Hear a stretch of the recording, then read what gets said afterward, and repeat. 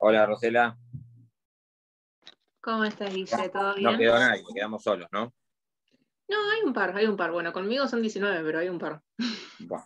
Si no la reprogramamos, te digo porque por ahí se van a, algunos con derecho, se pueden, buenas tardes a todos, se pueden quejar, no sé, con derecho, Sí, porque en sí, realidad. eh, como prefieras. O sea, si se va a yo sí reprogramar no tengo cualquier problema en cosita, darla. avísamelo. Total, esto queda grabado, ¿no? La Sí, clase queda grabada. Bueno, sí, perfecto. sí. Listo. Bueno, arrancamos entonces. Así no Dale. perdemos el cronograma. Bien. Bueno, buenas tardes a todos. Vamos a iniciar la clase de hoy, lunes 19 de abril 2021. El tema de hoy es arbitraje. Les pido disculpas por la demora, pero fue una desinteligencia nuestra. Y el tema igual de todas maneras no es muy extenso y no nos va a ocupar demasiado tiempo, para que no se le superponga con otras clases.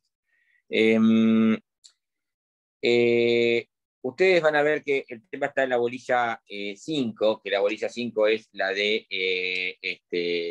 formas o medios o modos alternativos de resolución de conflictos. Los modos alternativos, porque esto ya lo explicamos la otra vez, porque son alternativos, porque son diferenciados del modo, digamos, normal, que sería el proceso judicial. El proceso judicial, es decir, cuando está la cuestión sometida a la intervención y decisión de un juez del Estado. ¿Sí? Algo habíamos adelantado la vez anterior, que existe la posibilidad que las partes en un conflicto, elijan someter las cuestiones, es decir, sustraerlas de la competencia natural de un juez y someterlas a la intervención y decisión de árbitros privados entre ellas. Para esto se requiere un doble acuerdo. Por un lado, la conformidad en someter la cuestión a árbitros privados, es decir, que las partes digan, en vez de ir a un juez, llevemos la cuestión a árbitros privados para que ellos la decidan. Esta es la primera parte, digamos, del acuerdo. La segunda parte del acuerdo o la segunda cuestión en la cual tienen que estar de acuerdo, es quiénes van a ser esos árbitros. Vamos a ver en un par de minutos más que pueden ser árbitros especialmente elegidos para la ocasión, o puede ser un tribunal arbitral que ya esté funcionando, preexistente, ¿sí? Independientemente de sus integrantes. Sobre esto vamos a hablar en un par de minutos.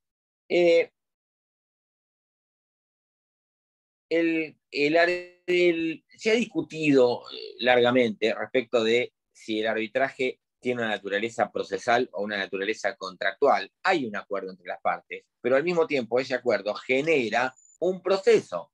Eso es una discusión eterna, interminable, porque por un lado los procesalistas dicen, no, el arbitraje es un proceso, el proceso arbitral. Y por otro lado, los civilistas dicen, no, es un contrato de arbitraje, que da inicio después a una forma de solucionar un conflicto. El código, como ustedes probablemente sepan, sobre todo para los que ya han cursado contratos, el Código Civil y Comercial, a partir del artículo 1649, incluye al arbitraje como un contrato, ¿sí? O sea, en la parte o en el libro de contratos, incluye como un contrato más el contrato de arbitraje. E inclusive les da un concepto, de acuerdo a cuando ambas partes deciden someter una o más controversias a árbitros, ¿sí? No, la verdad no hay algunas controversias, y agrega surgidas o que puedan surgir en el futuro. ¿Por qué? Porque las partes pueden someter la cuestión a arbitraje cuando ya el conflicto ha sido previendo posibles esto puede ser, ¿cómo, de qué forma Disculpe, o en qué contexto se puede? Sí. Disculpe, pero se le está A ver, cortando y no se escucha nada. bien, vamos de vuelta. A ver, aguárdeme un segundito que voy a ver si mejora un poquito la conexión. Dale.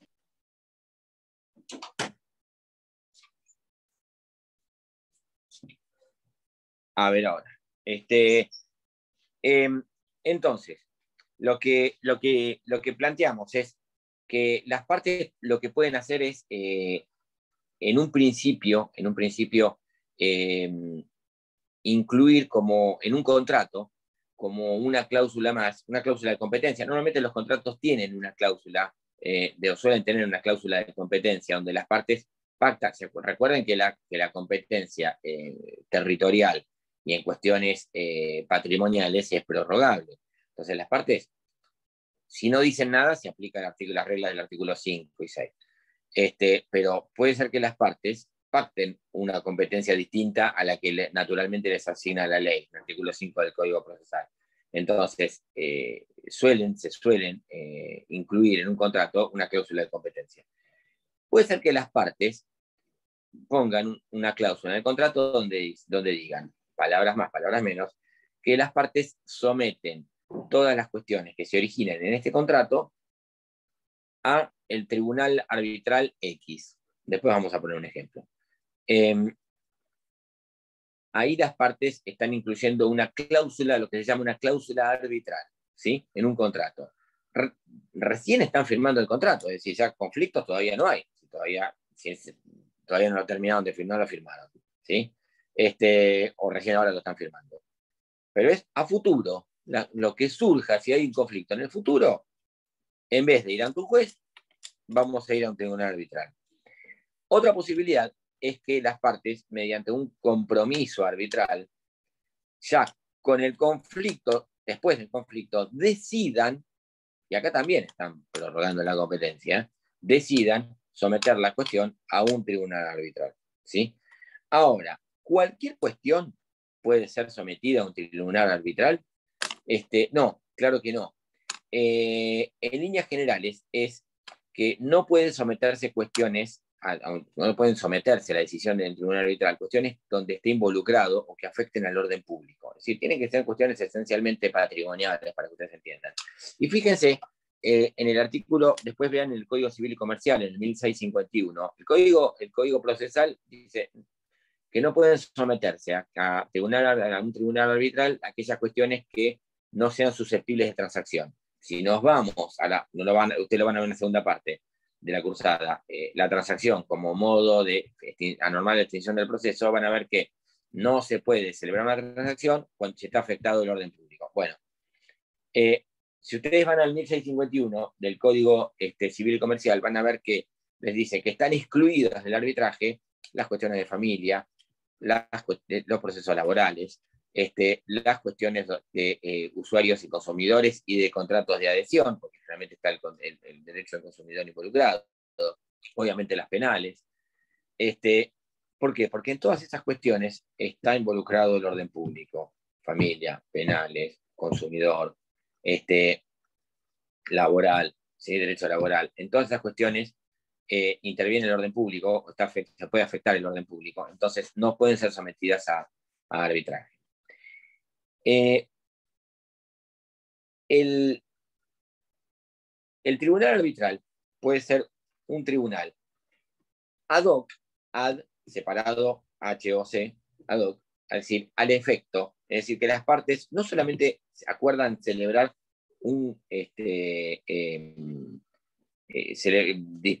someter la cuestión a árbitros, sino que además eligen quiénes van a ser los árbitros. Entonces, supongamos que las partes acuerdan en el presente convenio someter la cuestión a la decisión de un tribunal arbitral compuesto por los doctores fulano, mengano, sultano, ¿sí? Pérez, López y Ramírez, ¿está? El de acuerdo es doble. Ir a árbitros y quiénes van a ser los árbitros. Esto es un poquito menos usual. ¿Por qué? Porque esto implica, hacer un tribunal arbitral ad hoc, al efecto, implica disponer de un lugar donde vaya a funcionar, ¿sí? Porque imagínense que hay que desarrollar un proceso en el cual haya que recibir escritos, haya que celebrar audiencias. ¿Dónde va a ocurrir? La otra posibilidad es que se opte por un arbitraje institucional. ¿Esto qué significa? Que ya hay un tribunal arbitral funcionando, ¿sí? Preexistente. Entonces las partes lo que dicen es, todas las cuestiones que se originen en el presente contrato se van a someter a la decisión del tribunal arbitral de la Bolsa de Comercio de Buenos Aires, por ejemplo, ¿sí? Eso es un arbitraje, lo que se llama un arbitraje institucional. Y fíjense que es independientemente de quiénes lo integren, porque la integración de ese tribunal puede variar con el tiempo. Subrayo esto porque en la ciudad de Mar del Plata existe un tribunal arbitral, sí, ya conformado, en el Colegio de Abogados, el tribunal arbitral del Colegio de Abogados de Mar del Plata.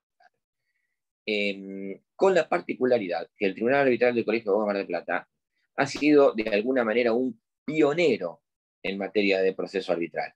¿Por qué? Los procesos arbitrales aparecen en el Código Procesal a partir del artículo 774. Ustedes van a ver que aparecen 3 procesos arbitrales que en un ratito vamos a mencionar. El Código Procesal en la provincia de Buenos Aires es de 1967. Imagínense el tiempo que lleva, ¿sí? 50 y pico de años. Sin embargo, la verdad es que el proceso arbitral durante mucho tiempo fue casi letra muerta. Es decir, no existían los procesos prácticamente. Nadie optaba por el proceso arbitral. ¿Por qué? Porque no había tribunales arbitrales. Un buen día, a principios de la década del 90, año 91, 92, el Colegio de Abogados de Mar del Plata decidió conformar un tribunal arbitral para que la gente pudiera ir a litigar al tribunal arbitral. Creó un reglamento que después se modificó, que es digamos, las normas de procedimiento ante este tribunal arbitral, y también dispuso que los árbitros no sean para toda la vida, sino que se elijan periódicamente. Es decir, cada más o menos 10 años se elige este tribunal arbitral. ¿Cómo se eligen los árbitros del tribunal arbitral del Colegio de Abogados de Mar del Plata?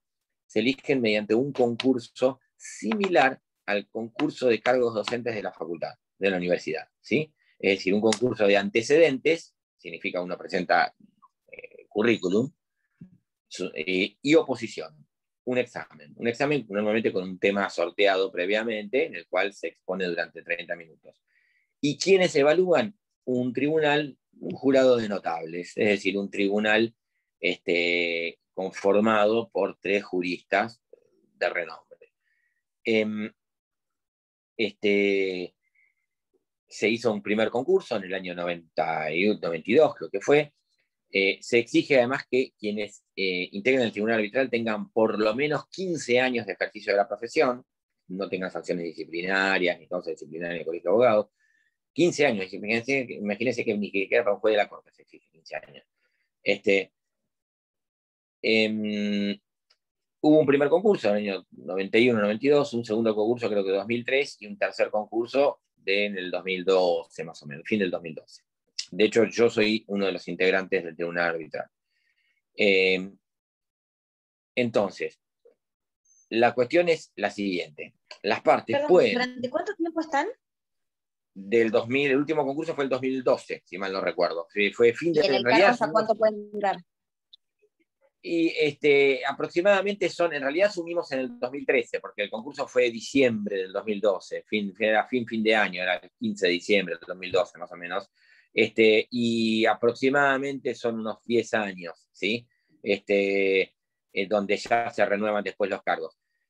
A veces es medio complejo armar el concurso porque, y es más, de hecho me acuerdo que ese concurso iba a ser en julio y después se pospuso varios meses, precisamente por quienes venían. De hecho el jurado en esa oportunidad eran Daniel Vítolo, que es un comercialista, especialista en derecho societario concursal de renombre, muy de renombre, Daniel Sarsay, que es un constitucionalista de más renombre todavía, y la doctora Ida Kemmelmacher de Carducci, que es una de las redactoras del Código Civil Comercial, nada menos, ¿no? En ese momento, cuando ya estaba el proyecto del Código Civil y Comercial dando vueltas, Ida Kemmelmacher de Carducci, que fue jueza de la Suprema Corte de Mendoza,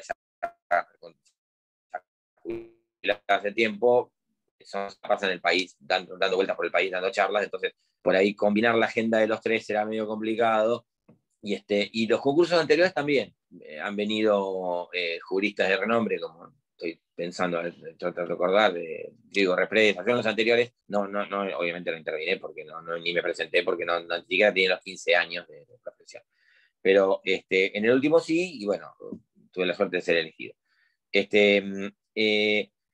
El tribunal arbitral, entonces, interviene a pedido, a decisión de las partes cuando han pactado en un contrato o con posterioridad. Esto es por ahí menos común, que con posterioridad al conflicto las partes elijan ir expresamente al tribunal arbitral. Es más común que ya en un contrato haya una cláusula arbitral donde las partes previamente hayan elegido ir al tribunal arbitral en una hipótesis de conflicto. ¿Se puede hacer mediante cláusula en el mismo contrato y se puede en el mismo hacer contrato o con posterioridad? un Con contrato? posterioridad, que las partes, exactamente, ¿Se que puede las hacer un partes contrato digan, de bueno, arbitraje aparte? sí, absolutamente. Sí, por supuesto. Inclusive antes del conflicto también lo pueden hacer, sí, aparte. Si lo quieren hacer como una cláusula más, lo hacen, es más sencillo, más práctico, pero si lo quieren hacer aparte, es una cuestión de forma nada más. Pero la finalidad y el efecto es exactamente el mismo. Okay. En el Código Procesal Civil hay 3 procesos arbitrales: el juicio arbitral, el juicio de amigables componedores y el juicio pericial. Si ustedes ven el Código Civil y Comercial, van a ver que habla de un arbitraje de derecho o un arbitraje de equidad. ¿Por qué? Porque las diferencias consisten en las siguientes. En el juicio arbitral intervienen árbitros que tienen que decidir conforme a derecho, es decir, tiene que su decisión, que no se llama sentencia final, que no se llama sentencia, sino que se llama laudo, pero tiene las mismas características y requisitos que una sentencia definitiva judicial, tiene que estar fundada en derecho, ¿sí? El Código Procesal establece una segunda posibilidad, un segundo tipo de proceso arbitral, que es el juicio de amigables componedores. El juicio de amigables componedores, que la verdad, que es lo que el Código Civil y Comercial llama arbitraje de equidad. Yo no he visto, consiste en que la cuestión se somete a la decisión de 3 personas que no van a decidir, no obligatoriamente de acuerdo a derecho, sino el Código Procesal Civil y Comercial dice de acuerdo a su buen saber y entender. Es decir, no están obligados a fundar en derecho su decisión. Sí, los amigables componedores. Yo esto, la verdad, no lo he visto en nuestro derecho. Lo he visto por ahí en España, que existen tribunales de consumo, a veces con conformación mixta. Es decir, hay tribunales de consumo donde hay una serie de árbitros, tribunales arbitrales de consumo, donde hay árbitros que forman parte del mismo con distintas especialidades de acuerdo a su trabajo, su oficio y su profesión. De manera tal que, por ejemplo, si la cuestión fuese vinculada al, no sé, cumplimiento de un contrato de turismo, intervengan en ese tribunal arbitral, esté conformado total o parcialmente por licenciados en turismo, ¿sí? Especialistas en esa cuestión puntual. Esto, reitero, lo he visto en España, en algunos lugares de España, pero no he visto ejemplos o casos prácticos reales de juicios amigables componedores, lo cual no impide que no se pueda hacer, ¿sí? La tercera posibilidad, el tercer tercer proceso arbitral. Dijimos, juicio arbitral, árbitros que tienen que resolver de acuerdo a derecho, amigables componedores, que son árbitros pero que deciden de acuerdo a su ver, saber y entender, los que le parezca a ellos, en principio justo, sin necesidad de fundarlo en derecho, es lo que el Código Civil y Comercial dice, arbitraje de equidad, lo que les parezca equitativo. La tercera posibilidad es el juicio arbitral, que es menos utilizado todavía, lamentablemente, porque es cuando las partes están de acuerdo respecto de los hechos, menos uno que requiera de un dictamen científico o técnico. Y entonces ahí los someten a 3 peritos. Ejemplo, supóngase que una empresa tiene una planta, una fábrica asegurada contra incendios. Ocurre un incendio en esta planta o fábrica, provoca una serie de daños. La compañía de seguros reconoce el siniestro, es decir, admite el siniestro, la existencia del siniestro, que no ha habido culpa del asegurado en cuanto a las medidas que haya tomado, que una negligencia que haya provocado el incendio, que el seguro estaba vigente, estaba pago, incluía el riesgo de incendio. Hasta ahí vamos bien. Sin embargo, asegurado y aseguradora no se ponen de acuerdo en la cuantía de los daños, ¿sí? Para el asegurado sale, no sé, 3 millones, pongámosle, y para la aseguradora salga 1.280.000, pongámosle. ¿Es necesario, sería necesario realmente, o se justificaría tramitar todo un proceso judicial donde en realidad lo único que están discutiendo es el monto? Bueno, estaría la posibilidad, está en el código, la posibilidad que las partes sometan la cuestión a un juicio pericial. Es decir, que una terna de 3 peritos, arquitectos, ingeniero civil, en el ejemplo que yo les estoy dando, determinen la cuantía de los daños, ¿sí? ¿Cuánto sale reparar todos los daños que el incendio provocó? Y que esa resolución sea la resolución final, ¿está claro? Esto se llama juicio pericial. Lamentablemente no es muy utilizado en la práctica en nuestro derecho. Debería ser utilizado con mayor frecuencia porque creo que eliminaría la posibilidad. El primero sí, el primero es juicio arbitral, que ahora lo dejo para el final porque es el del que más vamos a hablar. Eliminaría o evitaría muchos procesos judiciales. El primero es el juicio arbitral. El juicio arbitral, que es el más usual de los 3 procesos arbitrales, de hecho el tribunal arbitral que existe en el Colegio de Abogados es un arbitraje de derecho, como dice el Código Civil y Comercial, es decir, que lo que se desarrolla ante el tribunal arbitral del Colegio de Abogados de Mar del Plata es un juicio arbitral.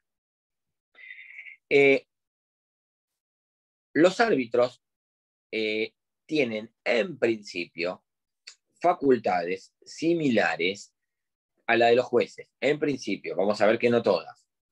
Es decir, que ejercen su jurisdicción de una manera similar a la que ejercen los jueces. Ustedes recordarán que, o habrán visto por ahí, que el concepto de jurisdicción puede ser desdoblado, la facultad, la función jurisdiccional, en distintas facultades a su vez. Por ahí lo vieron, porque además les habrá llamado la atención porque está en latín, que es notio, vocatio, coertio, judicium, executio. Notio, la facultad de intervenir, de conocer en el proceso. Obviamente, sí, exactamente, Carolina, ahora lo explico. La facultad de intervenir en el proceso, obviamente, la tienen, intervenir para decidir. Vocatio, la facultad de citar a las partes a que intervengan, a que formen parte del proceso compulsivamente, también la tienen.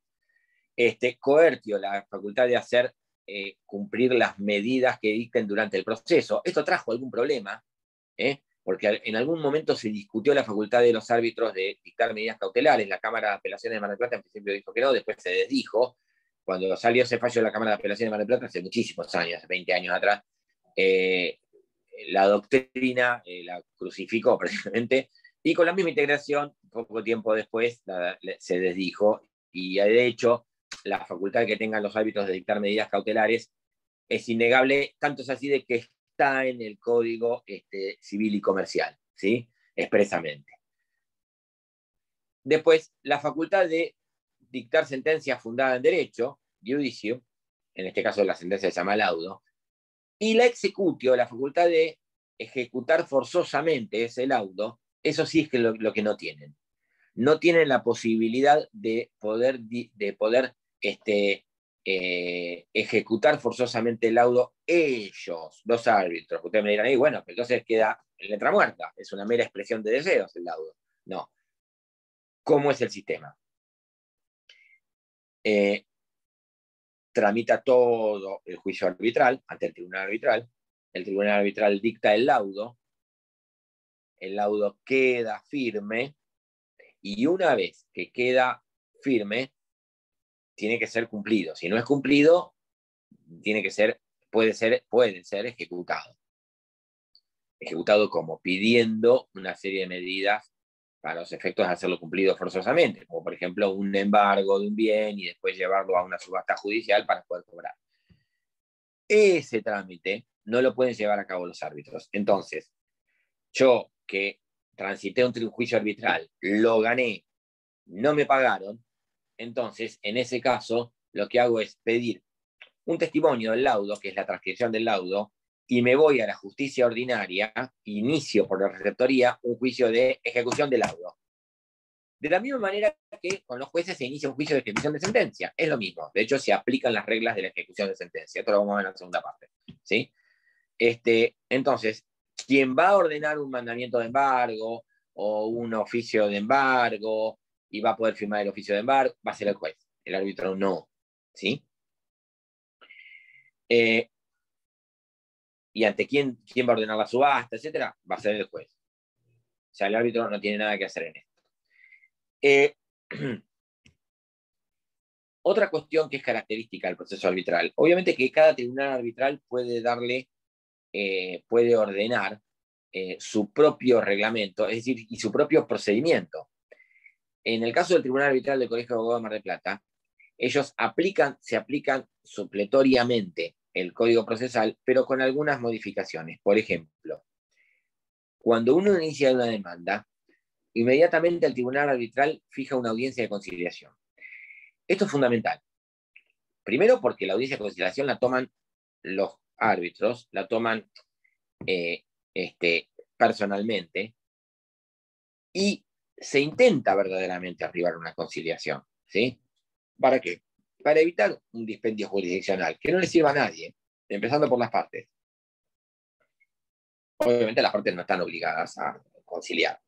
Si la parte que inicia este proceso no va a la conciliación, sin ninguna, puede ser que no pueda concurrir por una cuestión, por un imponderable, una enfermedad, por ejemplo. Pero si no concurre, sin ningún tipo de justificación, se la tiene por desistida de la demanda. Ojo con esto, es decir, ¿para qué se puso esto? Se puso esto precisamente para darle seriedad a la conciliación, porque lo contrario, si no, no va nadie, ¿sí? Entonces, no se olviden que el tribunal arbitral no puede aplicar multas procesales como puede hacer un juez. Entonces, lo que se hace es este tipo de apercibimiento. Por otro lado, después el proceso se desarrolla de acuerdo a la estructura de un proceso civil, es decir, demanda, traslado, contestación. Si hay hechos conducentes y controvertidos, se abre prueba, se produce la prueba.